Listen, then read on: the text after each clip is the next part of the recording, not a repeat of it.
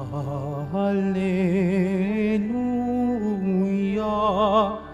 Alleluia,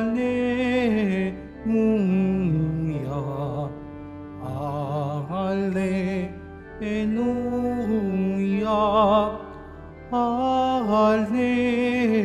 Alleluia. Panginoong nagliligtas, sa ati darating tiyak, mapalad siyang makaharap. Alleluia, Alleluia, Alleluia, Alleluia.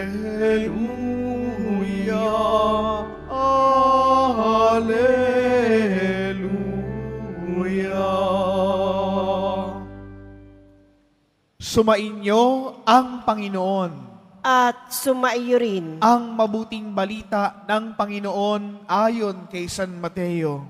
Papuri sa iyo, Panginoon. Noong panahong iyon, sinabi ni Jesus, "Lumapit kayo sa akin, kayong lahat na napapagal at nabibigatan sa inyong pasanin, at kayo'y pagpapahingahin ko. Pasanin ninyo ang aking pamatok at mag-aral kayo sa akin. Ako'y maamo at mababang loob, at makasusumpong kayo ng kapahingahan para sa inyong kaluluwa, sapagkat maginhawang dalhin ang aking pamatok at magaan ang pasaning ibibigay ko sa inyo." Mga kapatid, ang mabuting balita ng Panginoon. Pinupuri ka namin, Panginoong Heso Kristo. Magsiupo muna po ang lahat. Magandang umaga po sa inyong lahat. Palakpakan po natin ang Panginoon. Mga kapatid, sa pasimula po ng ating pagnilay ngayong umagang ito, itaas ang kamay ng mga pagod na. Pagod na. Umaga pa lang, pagod na agad. Mga napapagod na po sa buhay, napapagod sa problema, napapagod magbayad ng utang, napapagod sa pamilya, napapagod sa lahat. Maaaring hindi natin itaas ang ating mga kamay sapagkat nahihiya tayo. Dahil ayaw nating ipakitang napapagod tayo. Amen ba tayo doon? Ayaw natin makita yun eh.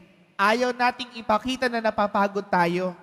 Pero mga kapatid, sa pagkakataong ito, napakinggan po natin ang ating Panginoong Hesus sa mabuting balita. Lumapit kayo sa akin, kayong lahat na napapagal at nabibigatan sa inyong pasanin, at kayo'y pagpapahingahin ko. My dear brothers and sisters, kailangan po natin i-identify at ma-recognize po natin yung ating mga pagod. Kung pagod ka, sabihin mo. Kung hindi mo kaya, sabihin mo din. Huwag mong ipilit. Huwag mong puwersahin. Baka lalo ka lang mapagod. Lalo kang masira. Lalo kang bumagsak. Sapagkat mga kapatid, lagi nating tatandaan, hindi tayo makina. Hindi tayo android. Hindi tayo robot. Tayo'y tao. May limitasyon. May hangganan, at lahat po tayo'y napapagod. At kahit tayo napapagod, mga kapatid, hindi po tayo nakakalimutan ng Panginoon, sapagkat siya mismo ang tumatawag sa atin. Tayong mga nabibigatan, tayong mga may mabigat na pasanin, tayong mga pagod sa buhay na ito, makasusumpong tayo ng pahinga sa Panginoon. Mga kapatid, ngayong pong panahon po ng Adbyento, inihahanda po tayo para tanggapin si Jesus. Inihahanda po tayo para manahan si Kristo sa ating puso, para makita sa pagkatao natin ang Diyos na buhay, ang Jesus Nazareno. Nakakapagod po yun. Nakakapagod maging mabuti.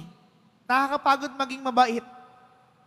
Pero sa kabila po ng lahat ng ito, sa kabila ng limitasyon ng pagiging tao, ang Diyos hindi nakakalimot sa atin upang bigyan tayo ng kapahingahan, upang bigyan tayo ng kapanatagan, upang bigyan po tayo ng katatagan ng ating katawan, upang makapaglakbay sa buhay na ito ng buong lakas, ng buong isip, at ng buong pananampalataya.